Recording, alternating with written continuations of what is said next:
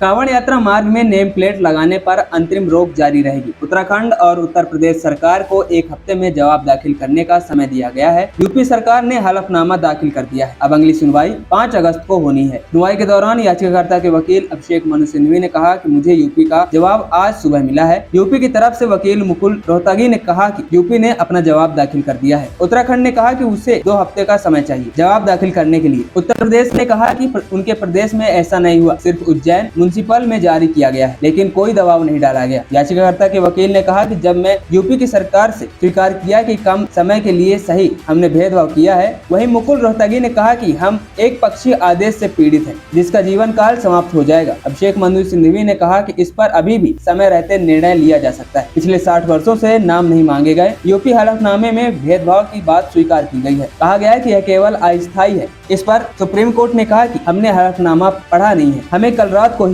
ये मिला है, तो इसे सभी जगह लागू किया जाना चाहिए, न कि सिर्फ कुछ राज्यों में। पूरे भारत में इसे लागू करने का दावा पेश करें। वहीं यूपी सरकार के वकील ने कहा कि बोर्ड पर मालिक का नाम लिखने के लिए कहना गलत नहीं है, बल्कि कानून की भी आवश्यकता है। कोर्ट ने एक तरफा आदेश दिया है, जिससे हम सहमत नहीं हैं। उत्तराखंड के वकील ने कहा कि कानून के अनुसार अनिवार्य रूप से प्रदर्शन किया जाना चाहिए। यात्राएं सालों से होती आ रही हैं, कुछ उप नियम होते हैं जिन्हें हम लागू कर सकते हैं। खासतौर पर कांवड़ियों के लिए हमने इस साल कोई उप नियम जारी नहीं किया। यह कहना गलत है कि मालिक का नाम प्रदर्शित करने के लिए कोई कानून नहीं है। मुकुल रोहतगी ने कहा कि उन्हें अदालत को यह दिखाना चाहिए कि एक केंद्रीय कानून है। हमने कल निर्देश जारी किए हैं कि आपको यह कानून सभी पर लागू करना होगा। वहीं सुप्रीम कोर्ट ने कहा कि हमारा आदेश साफ है, अगर कोई अपनी मर्जी से दुकान के बाहर नाम लिखना चाहता है तो हम उसे रोकेंगे नहीं। हमारा आदेश था कि यह नाम लिखने के लिए मजबूर नहीं किया जा सकता। वहीं दूसरी तरफ यूपी सरकार ने अपने जवाब में कहा कि राज्य द्वारा जारी निर्देशित दुकानों और भोजनालयों के नामों से होने वाले भ्रम के बारे में कांवड़ियों की ओर से मिली शिकायतों के बाद ही यह कदम उठाया गया है। ऐसी शिकायतें मिलने पर पुलिस अधिकारियों ने तीर्थयात्रियों की चिंताओं को दूर करने और कानून व्यवस्था बनाए रखने के लिए कार्रवाई की है। यूपी सरकार ने कहा है कि राज्य ने खाद्य विक्रेताओं के व्यापार या व्यवसाय पर कोई प्रतिबंध या निषेध नहीं लगाया है। मांसाहारी भोजन बेचने